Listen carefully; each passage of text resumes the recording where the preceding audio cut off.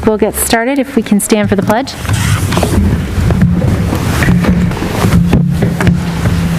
I pledge allegiance to the flag of the United States of America and to the republic for which it stands, one nation, under God, indivisible, with liberty and justice for all.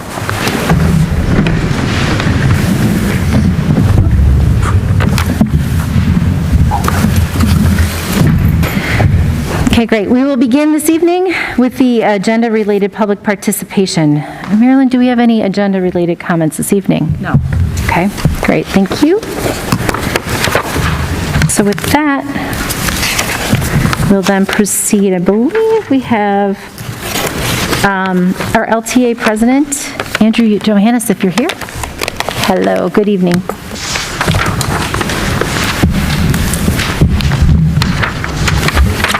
Good evening. My name is Andrew Johannes. I am the president of the LTA, which is the teachers union here at LT. First, we would like to thank the nurses and the nursing staff for their hard work and dedication to keeping everyone healthy and safe. The new surge has put more stress on them, and we are hopeful that this will die down soon. So please keep them in your thoughts and prayers or whatever. They are working tirelessly, and so it's been very difficult on them, and so we hope that they can survive here this last little bit. We applaud the district offering COVID testing and vaccination clinics. We appreciate the efforts of Leslie Owens in securing testing for the first week back for students and staff. Again, we strongly encourage everyone to get vaccinated and boosted, as this appears to be the most effective way to stop the spread and limit the symptoms caused by COVID. We are asking for the community's help in this as well. The higher the vaccination rate, the less of a disruption we will experience in the learning environment. This new surge is putting pressure on everyone. Students are missing school because of it. Teachers are out either from their own exposure or having to take care of their own families. Teachers remain committed to ensuring a high-quality education, but are being pushed to the limit. This is truly a stressful situation for everyone. We continue to be hopeful that a contract resolution with the pairs can be resolved. The uncertainty and staff shortages continue to put pressure on the system. Something must be done soon. We are enthusiastic about the addition of air conditioning to South Campus and an improvement to the North Campus Fieldhouse. This will definitely have a positive impact on the students. The teachers are appreciative of the administration's willingness to review and adjust the grading policy. It is too early to tell how changes have helped, but we are hopeful that it's going to make a difference. The teachers look forward to continuing the discussion about grading through the regular meetings with the Grading Policy Committee. Finally, second semester has started. Everyone is busy. It's great to see that kids are with their clubs and their sports, and it's nice to kind of get everything rolling despite all the setbacks that we're experiencing. So with that, that's all I really have tonight. So thank you again for your support. Thank you, Andrew. Appreciate it. Thank you. And on the heels of that, I suppose, since we're talking about clubs and a lot of activities, I think we have our student liaison, Amina Qureshi. Yes, Sustainability Club has started a rummage sale that lasts until January 22nd. Our speech team got 6th place at the Richard Smackdown. Robotics won the Create Award and Build Award during their most recent tournament. Model UN got 1st place and Best Small Delegation at Naperville North Model UN Conference with 9 individual winners. The class board of 2024 had an amazing turnout for their Chipotle fundraiser, and I look forward to seeing what they do. Tableau got 1st place with Special Merit and Outstanding Theme for the 2020-2021 edition. Menagerie got 1st place with Special Merit and Most Outstanding High School Literary Art Magazine for 2021 from the American Scholastic Press Association and Crown Finalists by Columbia Scholastic Press Association. Our Student Equity and Belonging Committee gave presentations about Dr. Martin Luther King Jr. for their What is Your Life's Blueprint event. And in bowling, they went to sectionals and are moving on to regionals. Varsity Poms are the West Suburban Conference Championship winners. Our competitive cheer team took second place at their conference championship event. Boys basketball won the MLK tournament at Rocket Hill. Boys swim and dive won their tournament against York. The freshman and sophomore girls gymnastics won at Naperville Central. And for our holiday food drive, Mrs. Patel's class got the most items at North Campus, and Mr. Anderson's class got most overall. Thank you. That's amazing. That's really great. Thank you for sharing. It's good to hear that COVID's not holding anyone back. That's great. Thank you very much for sharing. Next up, we have the Superintendent District Report. Dr. Waterman. Thank you, President Dillon. I would echo thanks to Amina for your report. You know, we've only had 8 days of school since our last board meeting, and we packed a lot into those 8 days as you presented, so thank you. Happy New Year to our Board of Education, to our community. We completed our 8th day of the semester today. I want to thank our students and staff and community for everyone's effort in a positive start. Like all schools, we entered the semester with a lot of concerns, you know, regarding the rising rate of COVID cases and the Omicron variant, and we still share those concerns, and specifically the impact that they could have on staffing our classrooms. We've been able to maintain in-person learning because of the efforts of all of our staff and our community, and we're going to continue to do everything we can to maintain that as well. We're hosting another vaccine clinic this Thursday, January 20th, and then again on February 10th. And so we continue to encourage our community to become vaccinated, as it is the #1 mitigation effort in our fight against COVID, as outlined by the CDC and Illinois Department of Public Health. We've also already begun to turn the page to next year, as we will officially welcome our current 8th graders, the class of 2026, to LT with a WebEx event next Wednesday, January 26th. Dr. Tyrell and Mr. Eater and the transition team will continue to communicate important information with our newest Lyons. We look forward to sharing course selection information with them next Wednesday evening. And then finally, we have a dedicated web page for the class of 2026, lths.net/class of 2026, that has a transition timeline. And then, of course, Dr. Tyrell will continue to communicate information with families throughout this transition process, really from now all the way till next August. Moving on, a couple other items I wanted to highlight.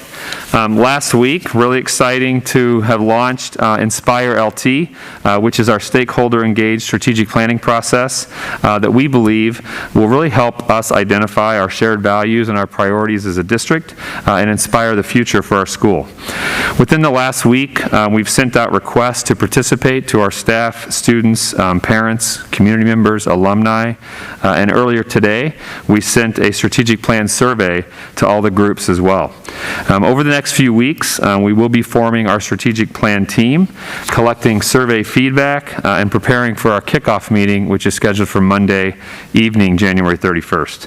We look forward to providing updates to our Board of Education throughout the spring semester, and ultimately bringing a draft strategic plan for board consideration later in the spring.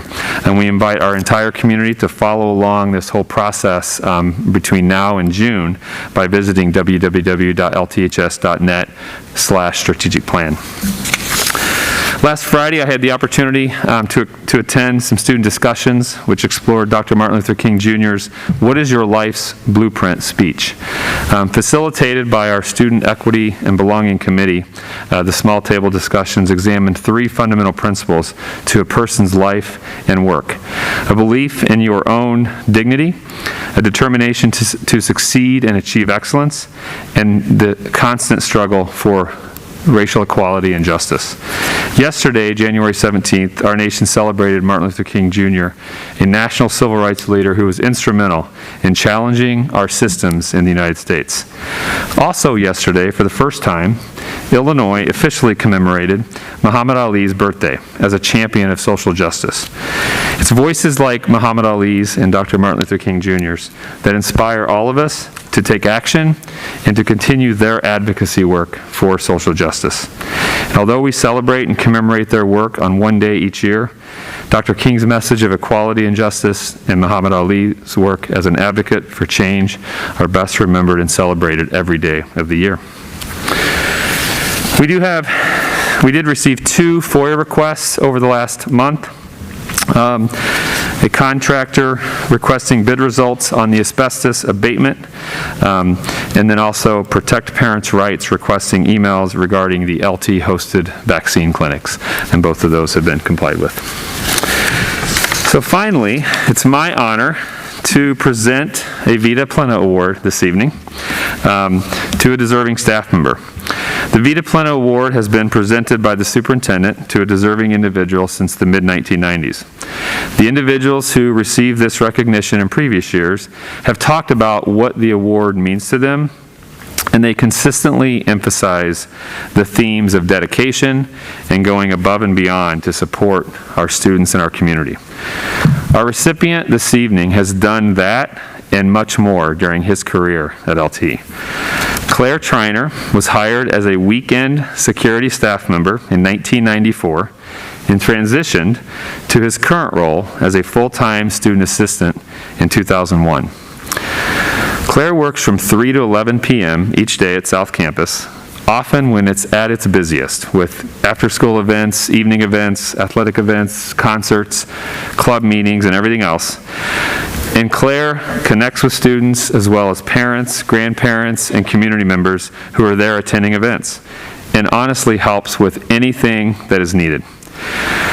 I often, both in my role as principal and as superintendent, I've often gotten complimentary emails from parents and community members expressing appreciation for the way that all of our student assistants help out in the evenings, especially around concerts and events like that. And Claire, you're a shining example of this important work that happens every single day in both of our campuses. Simply put, we're proud to have Claire working with our students and families, and we are honored to present him with a Vida Plena Award this evening. Congratulations, Claire.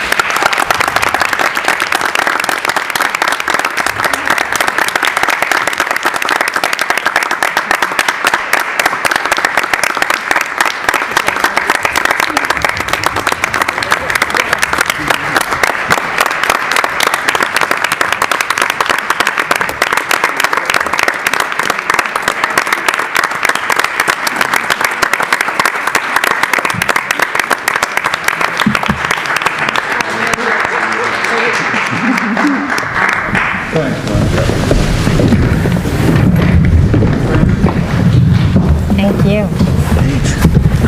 That's awesome.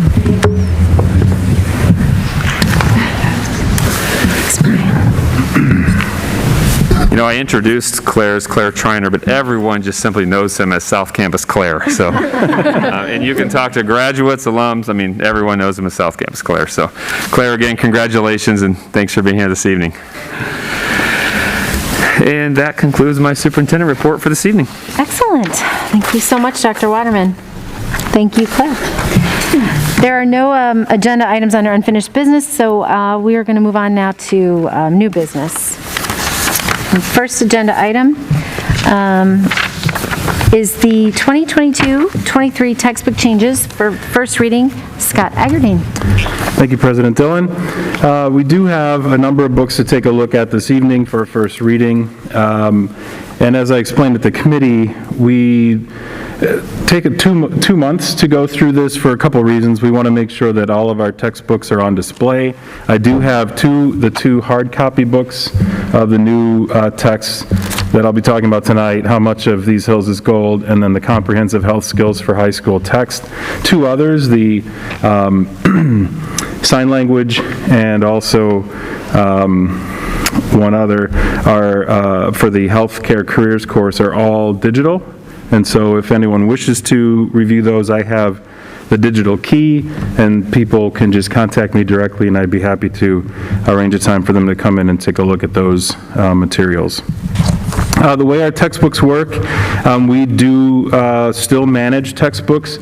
Many schools have gone away from that. We have multiple distinctions of textbooks. A district text is a book purchased by the district and loaned to students. We keep those for a minimum of 5 years. A class set are books that are purchased in bundles to be used by an entire class at a time. These are kept in the classroom and are usually needed for a unit or a short period of time, or as you can see this year, no longer needing an individual text for each student because either there's also a digital version or they've been able to find what they need online to put through Canvas, and they just need the book in the classroom, so they just have a class set of the book. Consumables are those that are purchased by those students as a part of their textbook fee and are not returned. And lastly, we drop the books that we're no longer using. I had a couple of things I wanted to clean up from the first reading to the second reading. Everything is accurate in this particular version. Just going through the changes by designation. The district purchase text will be the comprehensive health skills for high school. That is this rather large book. If you want to know what you get for $148, you get about 10 pounds and a whole lot of information. It actually meshes well with the new health requirements for the state. And this is the first time we've had a formal health textbook in quite a while. In the past, we've had a workbook that includes many articles and handouts, but the health classes felt that just given the breadth of what is covered in a health course, it would be helpful to have a textbook. As far as our class sets go, most of these are changed from either a consumable that the students were buying into a class set or our class sets right away. Digital photo art and STEM research are no longer having the students purchase the book, just have it in the classroom. And then we also want class sets of the health book and a new book in our special ed, English, for English Cross Cat and PSD, World of Wonders. In the consumable area, the new ASL curriculum is entirely online by subscription. It's $36 a year. You can access to everything from American Sign Language 1 all the way through the 4th year receptive language. We have a new updated Building a Foundation with Microsoft Office, the Intro to Healthcare Careers book I mentioned, and then 3 books in English Cross Cat that are already being taught in other English classes, The Things They Carried, The Great Gatsby, and Night. And lastly, Honors 2 is dropping Cat's Eye and adding How Much of These Hills is Gold. This particular book is a New York Times notable book. It won the 2020, it was longlisted for the 2020 Booker Prize, and everyone I know who's read it has raved about it. This will replace that Cat's Eye book for sophomore English honors. And lastly, we'll be dropping the books that are being replaced by those that are here or that haven't been used. So that, in a nutshell, is the request for this year. The total expense for the district is estimated at about $89,199, the bulk of which are for that health textbook. It's well within what we've spent over the last 10 years and actually is among one of the lower numbers of the last 5. So with that, I'll be happy to answer any questions. Otherwise, we'll leave these books available for review for a month and bring them back for a second reading next month. Scott, just a quick question about the health books. So that's for each of the kids going through health, so that would be something back and forth in their backpack, like taking it to class? Correct. Actually, the way it's set up with the class sets, every student would take this book home and leave it at home, and then in the classroom you'd have the class sets, and you would use it for a semester, then they'd return the books, and they'd be handed back out again for a second semester. So they would, because you said it was so heavy, I'm just thinking that would be at home and stay. That would be at home. They wouldn't need to bring it to school. It would just be there for homework or to access for projects. Right, okay. And that's a 2-semester course? It's 1 semester. 1 semester, okay. And then, so then they would return it, Right. that book, okay. Because I know we talked about there being some pretty, really interesting information in there too that would help for like career setting and things like that too. Okay. Anybody else? Great. So we'll see this again in February for the second reading? Yes, you will. Thank you. Excellent. Okay.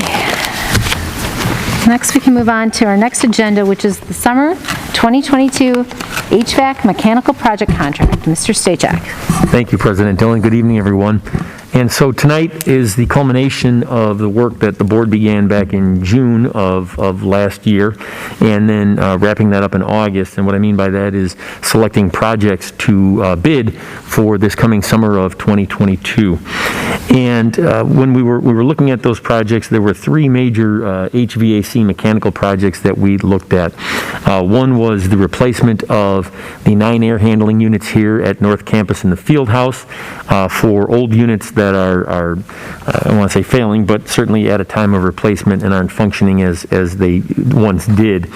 Also, we looked at the addition of a chiller cooling tower and the replacement of all of the remaining unit vents in the B wing at South Campus so that air conditioning could be provided to that wing. And then the third project was the addition, or I should say the changing of the unit vents in the C wing at South Campus as well. And there are a couple of other minor projects that go along with these. One is a laundry room dryer vent here at North Campus that will be vented outside. And then also above exits 2 and 3, there's some duct work that needs to be replaced there as well. And so those are thrown in with these projects also. And so the bid results for those 3 projects were opened on December 22nd at 1 o'clock in the afternoon here in the district, read aloud as we do with all of our bid projects. And we bid it as 3 separate projects, the 3 that I just mentioned to you. We did that for the purpose of the concern that one contractor may or may not be able to actually complete all this work in the amount of time that we have allotted. I know people think that when we say summer, it seems like it's a long time, but the reality is it's about 9 weeks, 10 weeks at most. And so there certainly is a lot of work here, and we know that one of our concerns was accomplishing all this work in one summer. That being said, the low bidder on the project was F.E. Moran. F.E. Moran is a large company. We believe that they would be able to, complete all of this work in a timely manner. Their low bid for all 3 projects was $6,331,000. So it obviously is a costly project. There is a little bit of a premium in there, we know, because of the timeline, in that they're planning on working 3 separate crews, 3 separate supervisors, foremen, and then also they're planning on, as part of their regular schedule, working Saturdays at least to make sure that we're up and ready to go here in that second, third week in August. And so, that being said, we've had multiple conversations with our architects. They presented during the finance portion of the committee of the whole meeting last week, and they believe that F.E. Moran will be able to complete these projects on time. Just to give you a little bit of a timeline here, obviously there's nothing we can do in the classrooms until school is out for the summer in that first week in June. However, assuming the board approves these projects tonight, there will be work beginning here as soon as it possibly can, the work that can be done. And what I mean by that is the cooling tower chiller will be on the outside of South Campus, so some of that work can be done. There's work that can be done in the tunnels, piping in the tunnels that can be done that would not disrupt classes, or we would make sure that it doesn't disrupt the classes. But we would begin working there as soon as we can here to make sure that we have the opportunity to complete these projects on time. Additionally, with the North Campus field house, we know that that facility will be out of service from the middle of May, around May 16th, to approximately September 16th. So the size of that project requires us to go into a little bit of the end of this school year and completion into the beginning of next school year. So that just kind of gives you an idea of some of the, the amount of work that we have here and some of the timeline that we're dealing with. We have to get it done. We have no choice. In particular, the 9 air handling units at North Campus here in the field house, because they at this point, their original equipment to the building, I believe they're 1968 or 1969 units, and they need to be replaced. So that being said, from our conversations at the committee of the whole meeting, again, $6,331,000 for a total of all of this work. Again, as you recall, we do have roughly $3 million worth of grant money that we have applied to these. That's $2 million of ESSER money and another $1 million from the state of Illinois. And I guess I forgot, there's a $50,000 grant also from the state of Illinois that recently we received as well. So that will obviously offset roughly half of these projects in terms of that grant money. That being said, I'd be happy to answer any questions that any additional questions that anybody has.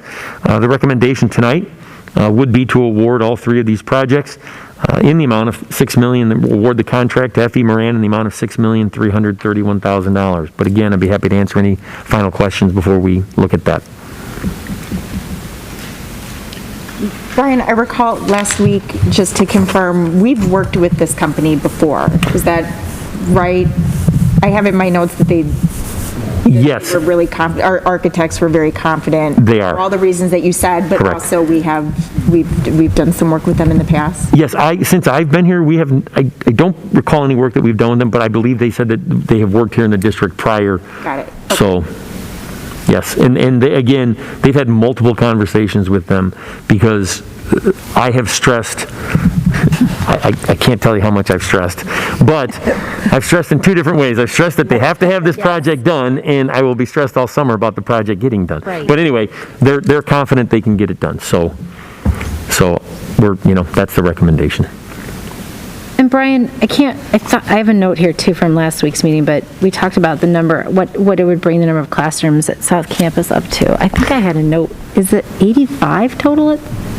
I think that's right. I'd have to go back and look at the total. Yeah, Yeah. okay, because I just know that it's this, with us, with the push from the board to add as much to this project as it possibly can manage to take within that time frame. Right. And from the budget, that it actually is a pretty, I feel like I might have heard, 80 to 85. yeah, wasn't that about right? Okay, Yeah. okay, I wanted to make sure, and I think Paul We can and, get the exact Yeah. number. yeah, but no, I wrote it down, so I'm thinking that's right. so. For simplicity, it will be all of the B wing. The current north section of the C wing is already air conditioned, but everything to the south, essentially the cross hall, the main cross hall there, that will all be air conditioned as well. Awesome, great. I think I recall 60% of classrooms would be. Yeah. Also, no, I was Covered. thinking, Yeah. there was a percentage that we threw out, about 60% That's right. of South. And of the classrooms, I think, classrooms. That's right. Classrooms or Of the whole space? Of classrooms. Of classrooms, yeah. Yes. Not the whole space. Okay. Yep. And I just wanted to mention again, I think we talked about this at committee, appreciate the depth of the bid process that you and DLA undertook here. Getting 7 bids, not just 3, it really helped us have a better informed decision. And the fact that, one firm can handle it all, they're a reputable firm, and they were the lowest bidder, that makes a lot of sense. And I know we talked a little bit last week about the grants that you mentioned and how last year we ended the year at a significant surplus. I think it was $5.6 or $5.7 million. Right around 5 million. Right around 5 Yeah. million, okay. And thanks, Carrie, for mentioning, I think, the push from the board to do as much as we could, and the responsiveness from the team was just remarkable. So thank you for that. You're welcome. Thank you. Great. Anybody else? All right. Great. With that, then, can we have a motion to award the summer 2022 HVAC mechanical contract in the amount of $6,331,000 to F.E. Moran as presented? so moved. I'll second. Marilyn, can you please call the roll? Member Bears absent. Member Vida Daniels. Approved? Member Gretsch. Yes. Member Kelly. Yes. Member Swinehart. Yes. Member Thomas. Yes. Member Dillon. Yes. Great, thank you. And then our next agenda item, which is related, obviously, is the summer 2022 HVAC asbestos removal project contract. Back to you, Mr. Stejak. Thank you, President Dillon. So yes, before we do any of that work that we just approved, the asbestos removal portion of the project has to take place first. And so we also had bids, opened up bids for that project as well. And so that was on the same day, by the way, the 22nd of December. And so we had multiple bidders for that project. The low bidder for the asbestos removal was Great Western Abatement, and that was for all 3 of the projects that we talked about. They were broken down similarly in case there was one project that was not accepted.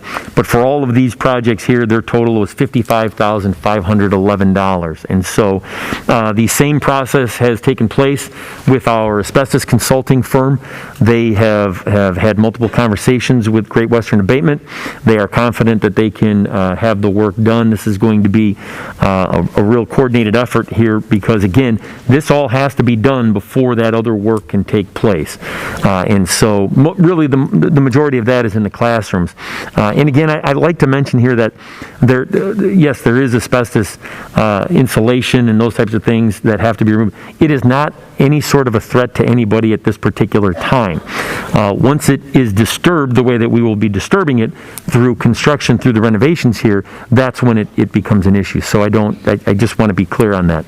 And so this is the recommendation would be to award that contract to Great Western Abatement in the amount of $55,511. I'd be happy to answer any questions on that. Brian, the only question I had is on the bid, it's so strange how the different projects, the 3 different projects are bid. The variety of the numbers on this is so different. It is. Bid, like up and down. It is. And Sorry. yeah, and that really ultimately comes down to how each contractor views each project. And so as they put their numbers together, we don't go back and ask questions about why did you put this number here versus this company, that type of thing.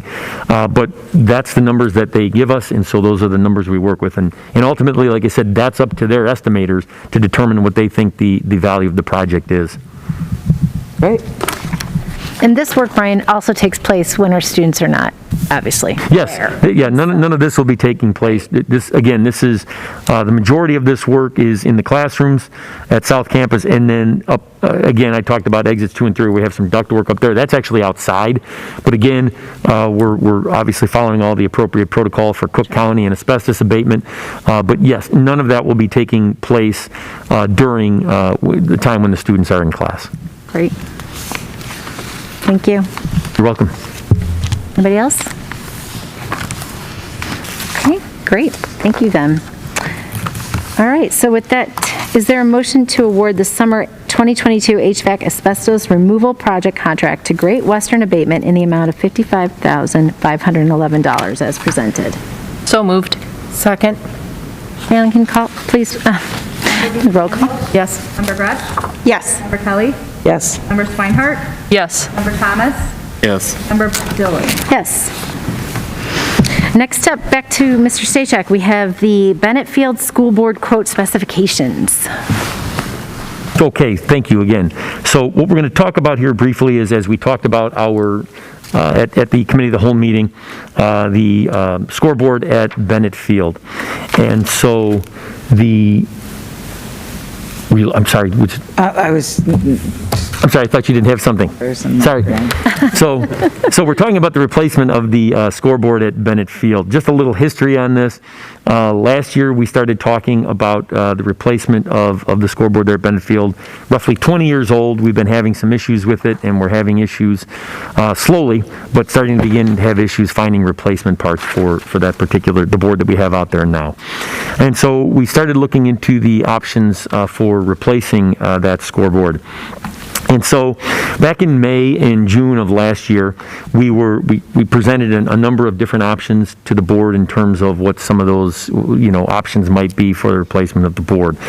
And so ultimately, when we brought this all back around here to our committee of the whole last week, we kind of narrowed it down to 2 final options. And just for clarification, options 1 and 2 right now in tonight's meeting were 3 and 4 last week. So 1 corresponds to what 3 was, and 1 corresponds to what 3 was, and 2 corresponds to what 4 was, just kind of to give you an idea of how that works. And so, again, when we started talking about this last year, we were informed that there were 2 groups within the district, the Boosters and the Alumni Association, that would like to provide the district each with $59,000 worth of grant money, so $118,000 to assist in replacing this scoreboard. Also back in May and June, we talked about, I had informed the committee of the requirements through the Village of Western Springs. And so we talked about looking at these video boards, and in order to do that, the Village of Western Springs requires an amendment to our conditional use permit there at Bennett Field. And so it's really sort of a 4-meeting process. The first meeting has already taken place. That was back in the late spring of last year with the Planning Commission Committee. And so now there is a hearing scheduled for January 31st, Monday night, with the Village of Western Springs and their Planning Commission for, again, the approval of this amendment to let us move forward. There will also then be a couple of meetings in the month of February by the village board, and February 14th is their first meeting, and my understanding is that we would have a fairly good idea at that February 14th meeting of whether or not we would have approval to move forward with this project. And so that's just another part of this that we still obviously are working on, and have some upcoming dates with that. That being said, as we went through and we talked about our options, we kind of narrowed it down again to those options 1 and 2 here, or what were 3 and 4. We were asked to provide some updated pricing on the scoreboards, and those are the numbers that you have in your packet tonight. And so option 1 now is $151,236. That one was up about $10,000 from when we last discussed it. And then option 2, which was option 4, is at $218,854. And that one's up about $18,000. But you may recall from our discussions that with option 2, there is additional work that has to be done. And so that's the reason for the real difference between those two boards. Because the size of option 1, that board is a little bit smaller. There really wouldn't be some additional work that needs to be completed that would have to be done with option 2, as far as structural steel reinforcement of the concrete piers. Actually, there'd be new concrete piers. And so there is some additional work that has to be done with that particular board. So really, we've kind of gone back and forth and looked at these. And at this particular point, what we're kind of looking to do is to get some direction on which, board we really want to go with. It does matter because, again, of that additional work that I talked about, and we need to have our architects really put together. We're not sure yet if it's going to be a bid specification, if it's a quote specification, or if we go directly with the company that has provided the quote to us here. But we want to work through all that once we know what direction we are going to go here. And so, we obviously would bring that back to the board and have more information on that. I think the important thing here is, if the goal is to have this in place for the fall sports season in 2022, so August of this year, we really need to make a decision here and put something down so that we can get the scoreboard ordered. We can do those kinds of things to make sure that we're up and running. The longer we go, once we start the fall sports season, we don't have an option to not use the scoreboard at that point. And replacing it in this time of the year, November, December, January is probably not going to be an option. So then we're probably looking all the way into the following summer, the summer of 23. So that's kind of what we're looking to do here tonight, is to get some direction in terms of getting the architects saying, look, this is the board we want to go with, getting the architects on board and getting the electrical, the structural steel, any of those things, any changes we need to make to get those on paper and start evaluating whether we would be bidding those, quoting those, or working with the company that has provided the quote. I'd be happy to answer any additional questions on any of this that you may have. Brian, I think you had said the current scoreboard, you guys were kind of guessing at 10 by 20. Is that, are we? Yeah, it's pretty similar. Yeah, it's pretty similar to that board number 1, which is 8 by 25. So we're right in that ballpark. I think it's about 10 by 20 if I remember correctly. So our new option 1 is 8 by 24. 25. 8 by 25. Yeah. Yeah, option 1 is 8 by 25. Okay. And the second option is 13 by 25. 13 by 25, that's right. It's about. They're the same Including that, width, the arch but logo. Right. Yes, that includes the art, that does not include, that's the visual part of the board there. The arched logo adds another, I think, 3 or 4 feet, if I remember correctly, to the actual structure itself. Right, that 8 by 24, as it shows on this diagram, that's the live space is Correct. below the arches. That's the space, right. that's the display. That's right. And that has full motion video capabilities. So I went back and I talked with our architect again about this, and we talked with the people at Daktronics, which is a company that manufactures the board. The differences between them, it is a full video board. A couple of issues that they brought to my attention to point out was that, number one, you may, because of a ratio aspect, depending on some of the software that we would be utilizing for that board to project live television on there, you may end up in a scenario where you have, if you've ever been watching television, you have an HD television, an HD hookup, you're watching some sort of old program that they filmed in the 70s or 80s, you might have, you have the black strips on either side of the video board. They said that's a possibility, not guaranteed, but it's a possibility. The other difference is that you will not be able to have multiple items occurring on that board at one time. So you would have a scoreboard. If you chose to put video on, the scoreboard goes away completely, the video goes up. If you choose to have an advertisement on there, the advertisement goes up, then goes away, then you go back to the scoreboard, that type of thing. So on the larger of the two, option 2, as you can see, you can actually perform multiple tasks on there where you'd have banners on the bottoms, on the sides, however it might work out. That is not an option with option number 1, but it is with option number 2. And since you brought up the software component of it, is that something that they supplied that are Yes. using theirs? And Yes. is there a fee, like continue to use that, or, do you pay? No, not to my knowledge. They haven't mentioned anything about an additional fee for that. But there's other pieces of this that go along with, like LTTV, right? How they're broadcasting and that sort of thing. And we have to coordinate all of those efforts. Yeah.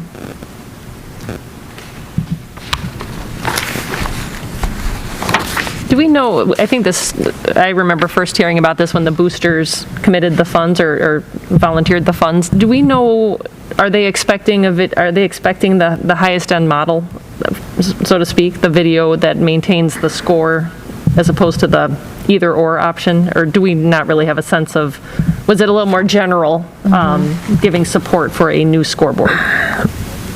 When the conversations first started, this is my understanding, I was not involved in these conversations, but they were initiated with Mr. Grunke and the boosters.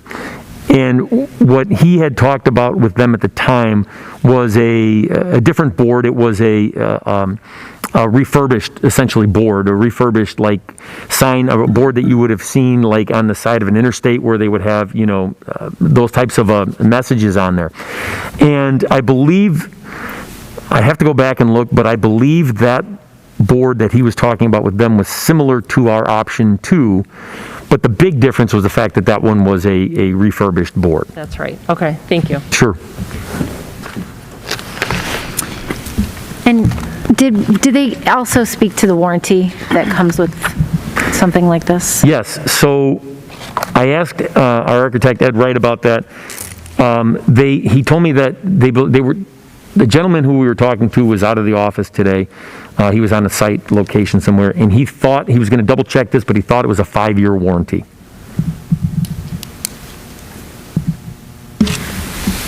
And this, because I guess I'm just asking too, because this is the first time we've had, like, live video display, such a large, piece of equipment. And I'm kind of wondering, like, what is the longevity of something like this? Like, how much can we get back out of this?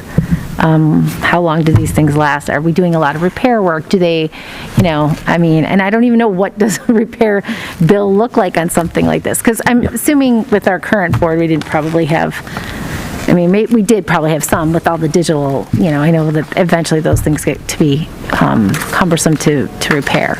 Yeah, in our conversations, I think the goal is probably about 20 years. In terms of using these boards. Now, that's not to say that something couldn't happen along the way. I think any of that is possible. Obviously there's warranty, and certainly if you're out of warranty, something happens, you're paying for it. To answer that question and say, yeah, we're going to sail through for 20 years and never have an issue, I couldn't tell you that. Sure. And I couldn't tell you that we wouldn't. Right. And then the concrete, you said, is only for the largest one. The other one does not require us changing or doing any kind of retrofit or digging up that area to support the structure. Based on the quotes that you have in front of you, if you look at those two quotes, the one for option number 1, none of that work is included in there because they don't believe that it's necessary. Now, I still want our architects to take a look at that because we're talking about a completely different structure here in terms of, a board and that type of thing.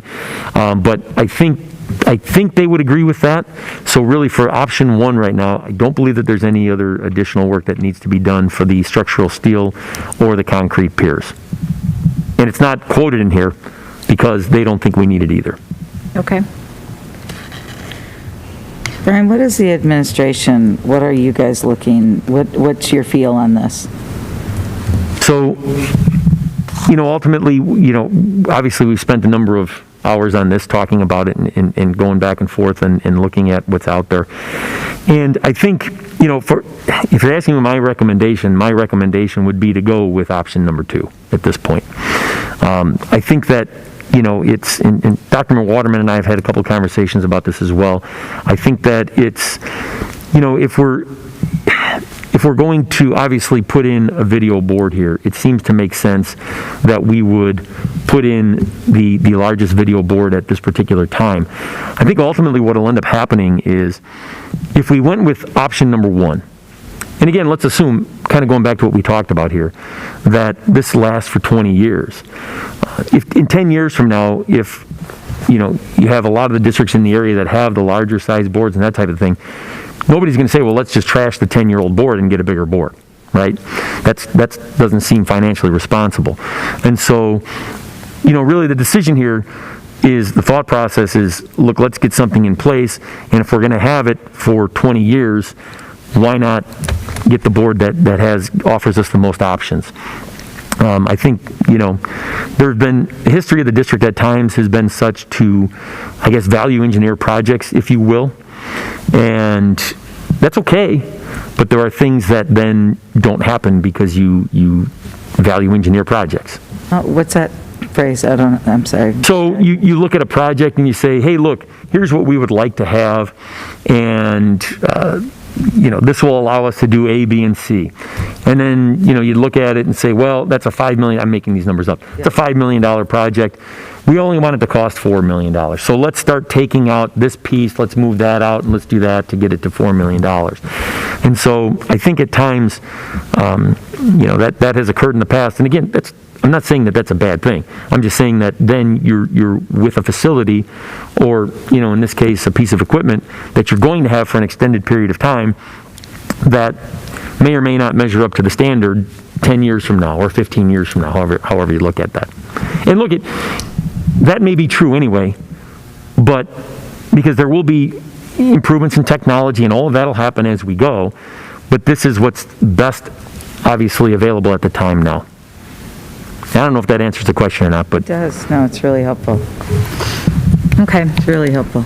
And so the purpose, too, of us, I just want to make sure I'm being clear about this, is to approve we have the bid quote specifications, correct? What is there, is that the additional part being the concrete work that we would be... Yeah, so what we need to do here is we kind of need to make a decision in terms of which board we want to go with.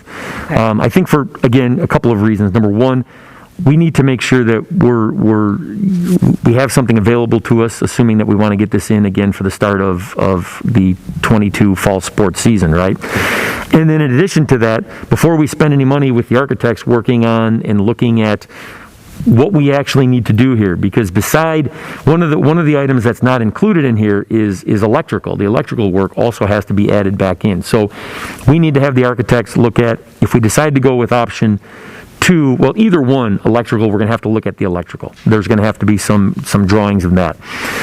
If we go with option 2, then we want them to make sure that we have the appropriate structural steel and support concrete piers in place, because this has happened in school districts, and you don't want this to happen.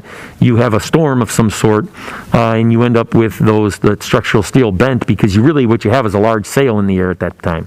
And so you don't want that to happen. And then this is presented to the village as well. This will be at their meetings, Yeah, so the next... attic, and they'll see what this looks like. Yeah, I had to present them with the options in terms of, what we're looking at here. And as you recall, maybe back from June, we talked about looking at and saying to the village, look, we're going to go with the largest option, because if we decided to downsize it, then that's what we do, right? They're not going to say, oh, that's bad. They're going to say, that's fine. You can put a smaller one up there if that's what you want to do. So they have all of the dimensions really for option 2 at this time. Okay. All right, thank you. Anybody else? Questions? Nope. Thanks, Brian. Appreciate welcome. it. And thanks for going back and getting all the updated information Sure. for us as well. All right. Then is there a motion to approve the authorization of preparing bid quote specifications for the Bennett Field Scoreboard project, option number 2, as presented this evening? So moved. I'll second. Marilyn, can you take the call? Roll call, please. Member Gretsch? Yes. Member Kelly? Yes. Member Swinehart? Yes. Member Thomas? Yes. Member Vida Daniels? Yes. Member Dillon? Yes. Okay, thank you. Can I say one thing? Yeah. Because I didn't say this, but I really appreciate, and I want to, say this to the Booster Club and the Alumni Association, that this money and the donation and the generosity and, and there's so many people who have put into the boosters and into the Alumni Association. That generosity is incredibly appreciated, and it is really funding something that goes into the future. So I really thank you. Yeah, thank you for that. And once this progresses through a few more steps, we'll be interested in recognizing them formally. Definitely, yes, appreciate that. Thank you. Thank you. All right, the next item on our agenda is the first reading for Press Policy 108. That was a really long part of our meeting last week. Mr. Piotrowski. Thank you, President Dillon. Good evening, everybody. We do have Press Issue 108, which we began discussing last week at the Committee of the Whole meeting, as you recall. And as was just stated, it was very long. It's 57 policies long. We had broken it up into 3 main sections. Section 1 were policies that were up for a 5-year review. Those were policies that had no changes to the policy at all, just hitting a 5-year calendar window, in which the Illinois Association of School Boards recommends that we review. And then we also had Section 2. Section 2 contained policies that had changes that were administrative in nature. Those changes did not affect how policies were implemented. The changes weren't substantive, but they were more updates to legal references, school code references, legal footnotes, things of that nature. And then finally, Section 3, those were the policies that had substantial changes. In one case, it was a brand new policy, Policy 4165, which is brand new to Press. We did discuss those policies at last week's Committee of the Whole meeting, and we really narrowed it down to 7 policies which there were questions on. Dr. Waterman shared some responses from our legal counsel to the Board of Education at the end of last week and into the weekend. And there were 2 additional questions that the board asked as well. One was on Policy 650, which dealt with school wellness, and it had to do with food service and donation of unused food to organizations, areas in need. And the other one had to do with one of the questions in Policy 660. So I'll answer those briefly, and then Brian Stashak or Scott Egerton can answer those as well.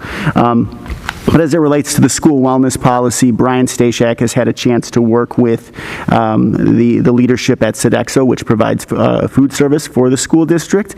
And they talked to Brian a little bit about the process of allocating food to determine how much is needed, if there was leftover food.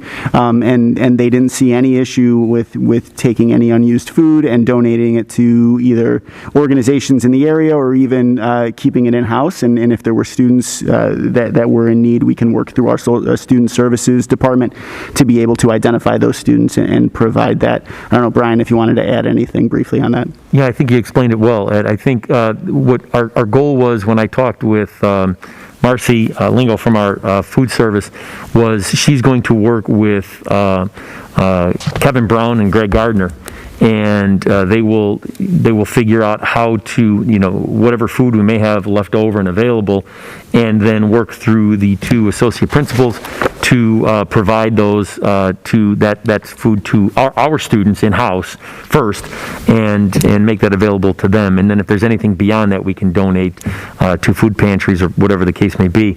I can tell you that from my conversation with Marcy, she said they really, obviously, they've been here for quite a few years. They know what they're planning for, so they have a good handle on that.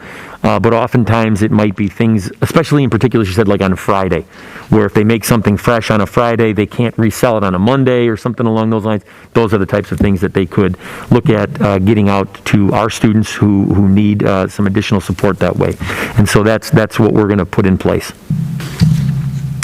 Thanks, Brian. Good, good. Thanks for following up on that.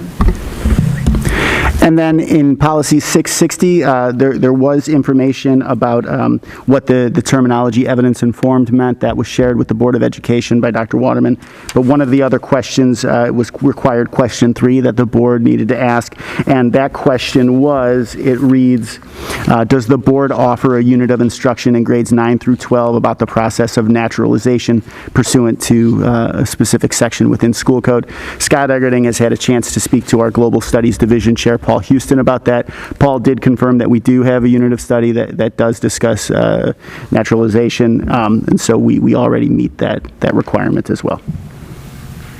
Scott, is there anything you wanted to add to that? No, that's true. Which means we would recommend adding that to our policy because it's we teach it.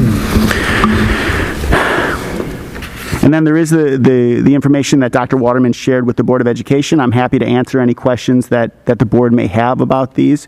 I did want to make one other note. Section Board Policy 6.135. That was one of the policies that we did not discuss at length last time, but in subsequent conversations that Scott Eggerding has had with his colleagues, local area curriculum directors, that is the policy, if you recall, that talked about the auto selection of students into courses based on meeting standards. And so that was a topic of discussion that Scott had with his colleagues, namely the logistics of that, how that would be implemented, especially as state requirements for graduation don't necessarily line up with students having to take courses all 4 years. For instance, the math requirement is only 3 years long, but if there is a student meets standards their junior year, there's not a requirement that they take it senior year. So how would we go about operationalizing that? That is something that we are continuing to get some more information on. So as I prefaced last week's discussion, that there are still more answers than there are, or still more questions than there are answers. We're moving much more towards having those answers, but 6135 is one that we didn't anticipate having some questions on, but now that we have it. So we do anticipate having some more information for you when we reach the committee of the whole meeting in February, and then when we have that second reading at the February 18th, I believe, board meeting. Or excuse me, February 21st, I believe. 22nd. Third time's the charm. At this time, I'm happy to answer any questions that the board may have about any of those 7 policies that Dr. Waterman shared information from Frantic about, or if there are policies from the other groups that you have questions about. And again, this is a first read, so there is no formal or official board action tonight. It just moves it on to the second read for February. Ed, you addressed question 3 in policy 660. Are we still waiting on follow-up on question 2, or was I a little wordy in my email to you, Brian? Let me grab that email, hold on. My question was trying to piece together the forensic memo with question 2, which sort of has 2 parts. Bless you. Bless you. To select 1 or 2, which is clear, we select 2, and then there's 5 circles, and they reference choosing the second one, and we chose the 4th one, which is the second one on the top of a new page. So there's 2 circles at the bottom of a page, which I interpreted as choose the bottom, the second circle on that page, per the forensic memo. And then there's 3 circles or choices at the top of the following page. It's essentially, yes, it's what we offer Okay. and are required to put in the policy versus what we offer and would communicate in the policy. This is one where we had originally thought it makes sense to, because we offer both. We offer sex education curriculum through the National Sex Education Standards in health.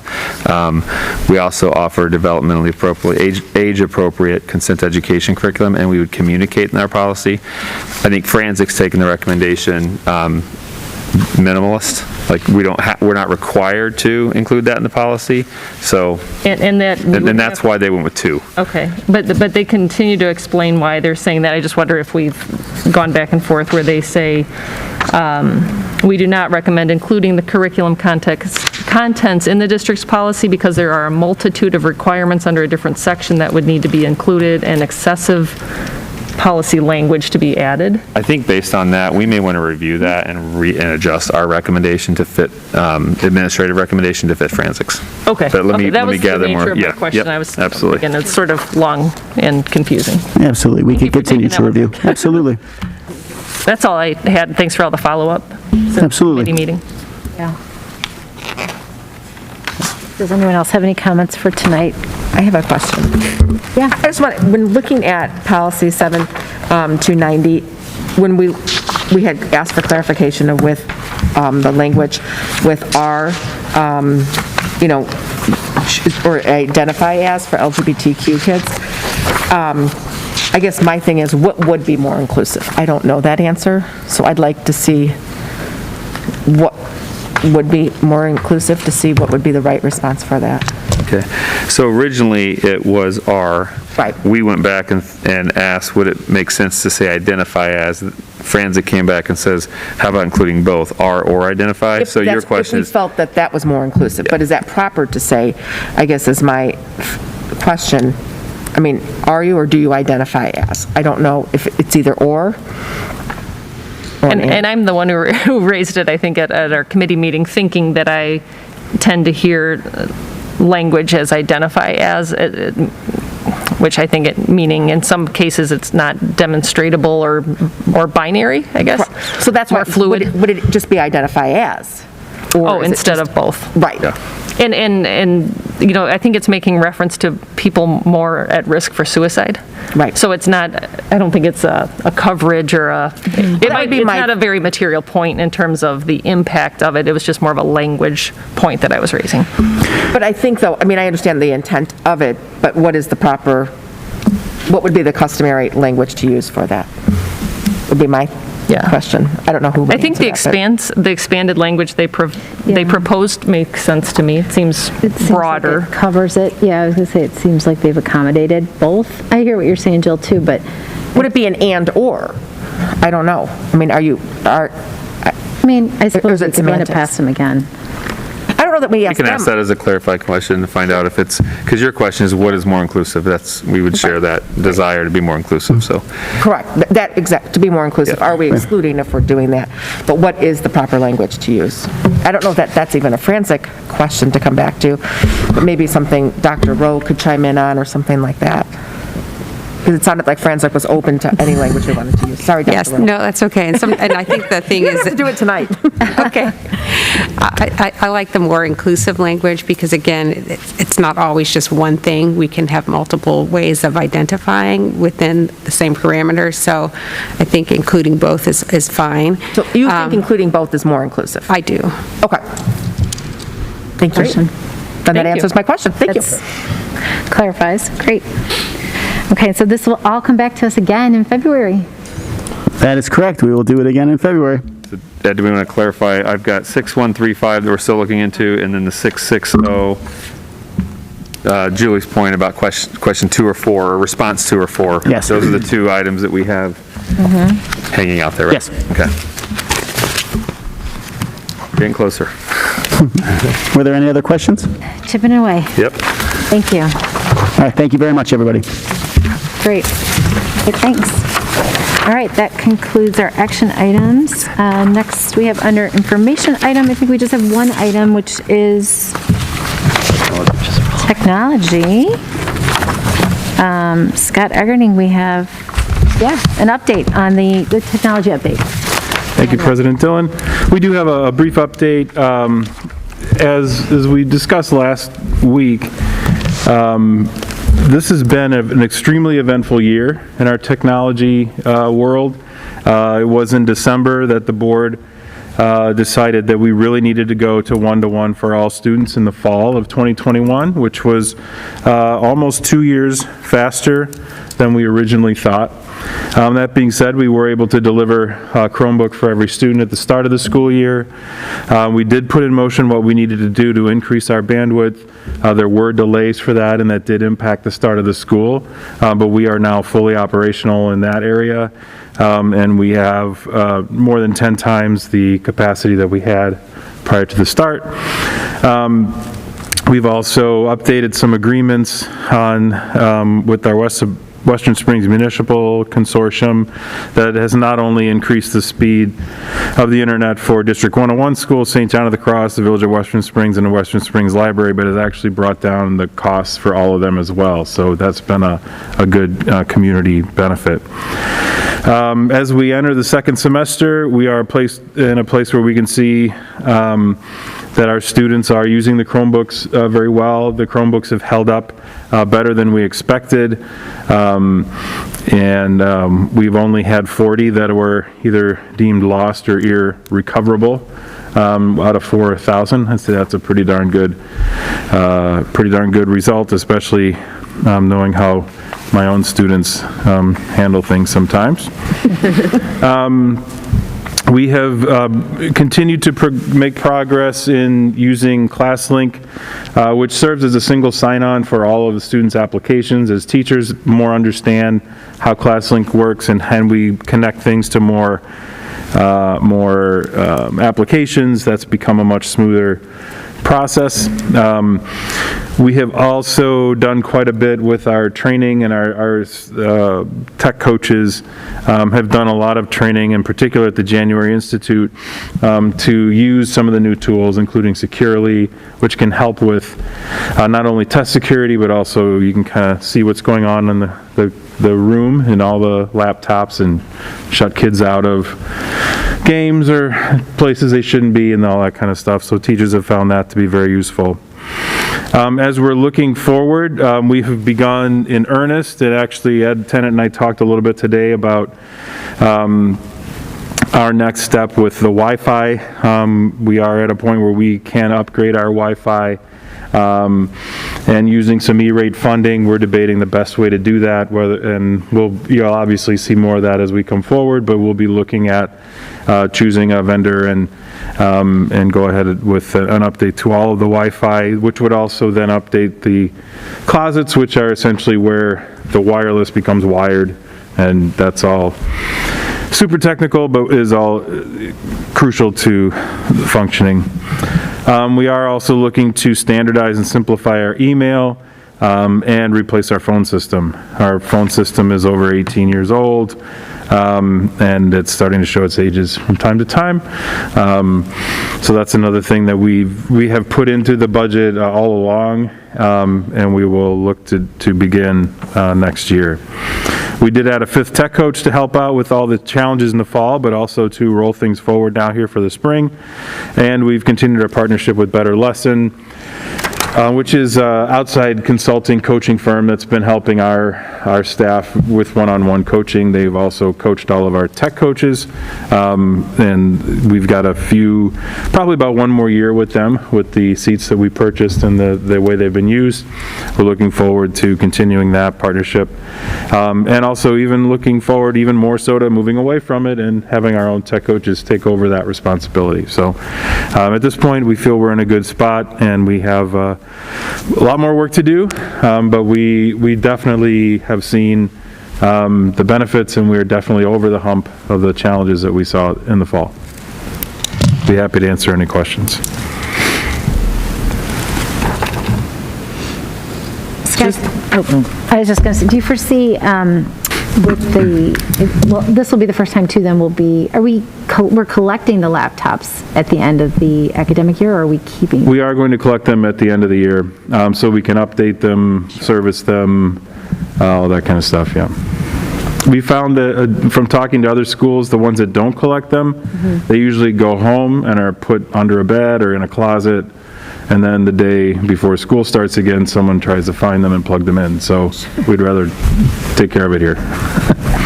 Now, they will be available for summer school. Kids will be able to keep them out for that, and obviously, I'm sure someone will have an extenuating circumstance, but for the most part, we'll collect them back. And definitely, we'll collect them from all the seniors. So that'll probably change too, like the type of workload that you guys will be doing over the summer, what's been done in the past and other years. Correct. Yeah, that's awesome. Okay. And we'll be buying 1,000 more to start the new freshmen. Exactly. I don't remember what we talked, when this was being approved, of what we discussed of, in the future of, I know this year we'll take those Chromebooks back and use them again, but in the future, will we have something where the seniors will be able to? Very possibly. I mean, the useful life of Chromebooks is usually about 4 years, 5 years. Obviously, the ones from the seniors this year will be used for loaner stock, will be used for other things, but we won't be giving the incoming freshmen the senior devices. Again, we want to make sure that those freshmen then have something that will last the full 4 years and won't sort of conk out toward the end. So we've talked a little bit about how we're going to do that cyclical replacement, and a lot of that too is we have many students who forget their charger or come in without, so we are constantly loaning, so it'll be a part of that as well. Right now, if you go and look on the shelves, we're pretty thin. We did not order a whole lot extra, so next year we'll definitely have more in that regard. So some schools too, and this might happen after the second year, they'll offer to sell it at, say, half price because it's been half used, that kind of thing. And who knows, we'll see once we collect everything, maybe we'll have a similar sale this year, but I don't see it happening after this year. And I don't know, Ed's shaking his head no vigorously right now, so. The kids get back the same computers? Not necessarily. Okay. Ed, will they get the same computer back, the very same one? Not necessarily. Yeah. Well, I know we talked about this in the community, or the committee meeting, but huge thanks to a very expedited approach to this, and I know the amount of work that getting this going was unbelievable from the whole technology staff, the tech coaches, everybody, and we really appreciate it. Yeah. Well, we appreciate the funds and the green light. I mean, we were asking for a couple of years, so to really have the chance to go, we took the chance. So there you go. Yeah, we appreciate it. Thank you. Thanks to the whole team, to Ed, Tennant, and to the tech coaches as well. All right, great, thank you. Now we can move on to the consent agenda. Is there a motion to approve the consent agenda as presented? So moved. Second. Thank you. Marilyn, will you call the roll? Member Kelly? Yes. Member Swinehart? Yes. Member Thomas? Yes. Member Vida Daniels? Yes. Member Gretsch? Yes. Member Dillon? Yes. Thank you. Okay, at this time now, we will begin the non-agenda related portion of our public comment section. Marilyn, do we have any non-agenda related comments tonight? We do. First is Ethan Rosenkrantz. Okay, before we, as you're coming up, I just wanted to read the following statement, just as a reminder that to everyone that the Board of Education welcomes and encourages public comments during Board of Ed meetings. There are 2 opportunities for audience members to address the board as outlined in the agenda at the beginning and at the end of the meeting. We kindly ask that you limit your comments to 3 minutes. While the board appreciates your participation, please understand we cannot actively engage in dialogue during public comment. We take all matters seriously, and if there is a specific question or comment that requires follow-up, the appropriate board or administration contact will respond at a later time. Please also note, while the Board of Ed encourages constructive participation. We will not allow disparaging, ignorant, racist, homophobic, or hateful comments. Individuals addressing the board are expected to conduct themselves with respect and civility toward others and adhere to Board Policy 830. Furthermore, individuals shall not strike, injure, threaten, or intimidate a staff member, board member, or any other person. Individuals shall not use vulgar or obscene language or impede, delay, disrupt, or interfere with a board meeting. Thank you for that. And with that, if we have Ethan. As she said, I'm Ethan. Nice to meet you all. I'm just a regular junior at LT. I'd like to start this off by saying thank you so much for all the work you've done for us so far in the school year. With all COVID going on, as hard it is for the students, I can imagine how hard it is for all of you doing this job for all of us. With all the hate you get for making mask mandates and trying to keep us all safe, I can just say heartfelt that I appreciate all the work you do for us. I just want to say that, and I would say please have a great rest of the school year and have a great night. Yeah.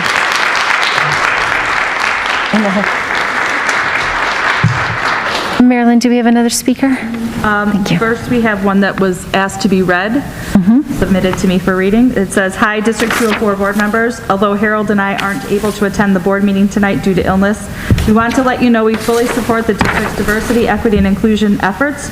Representatives of the Community Diversity Group met with Dr. Rowe and Dr. Waterman in December and look forward to supporting your efforts. It is very important that all students learn the true history of our country and how people of color have always and continue to strive to overcome many obstacles in their pathway to success, so their voices can contribute to solving the many issues confronting us today. Your diversity, equity, and inclusion efforts will help make this possible. Thank you again, Becky and Harold Lawrenson." Thank you. And then next we have Mary Fran Griffin.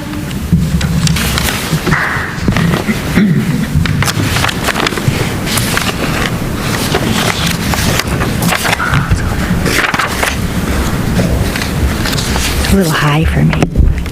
Hi, I'm Mary Fran Griffin. I've been a paraeducator here at LT since November of 2007. And I just lost my words here.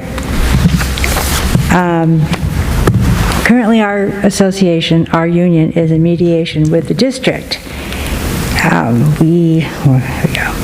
Our contract expired in June 2020, but we extended it with y'all for another year for the same term, with the same terms as the previous year, so because the district had to deal with the pandemic. We're currently working without a contract and have been for the past 6 months. As you know, paraprofessionals are everywhere. We're in every classroom, we're every department throughout the school. We're job coaches, we work by the pools, we educate the kids, and we work with the students who are most needy at our school. Our salaries are 1/5 to 1/4 of most of the teachers, but we do experience similar challenges. More than half of the paraeducators hold a bachelor's degree to master's degrees, and many have their teaching licenses. LT's paraeducators are working below the poverty line. As of March 2021, for a family of 4, the poverty line is $26,500. LT starting salary is $20,548.50. In Illinois, the median family income was, to be middle class, is $86,900 as of 2029. As you might imagine, paraeducators are working not only second jobs, but third jobs, just to make ends meet. No matter what we do, we keep falling behind. We care about our students. We care about the most vulnerable students. We also, all of us here who tonight are starting to wonder, how does LT expect to continue to attract and retain well-qualified and educated paras so we can continue to provide the best education possible to all of our students when the pay is so low? LT has had a para shortage that began 4 years ago, when other districts began paying more. Obviously, it predates COVID. COVID is not the reason this is happening. 3 more paras resigned just last week. It seems like every time I turn around, someone's saying they're looking for a new job because they're frustrated, they know they're not appreciated, and the morale has gone down. Schedules are always changing because we're all trying to cover. We don't want the kids going without. They do have to have our services. There's just not enough of us. We try to be more flexible, but there's only so far you can go. You can't be in 3 places at the same time. Oh. 10 seconds. 1 more second? We urge the board to invest in the paraprofessionals by negotiating a fair contract for the good of the students, our families, our communities. We are hopeful we can reach an agreement soon.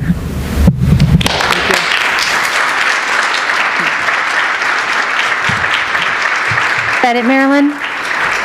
No more comments? Okay, thank you. That concludes our non-agenda related public comments. It is 8:49. Is there a motion then to adjourn our meeting tonight? So moved. Second. All in favor? Aye. Thank you. Thanks, everyone. Have a great rest of the week.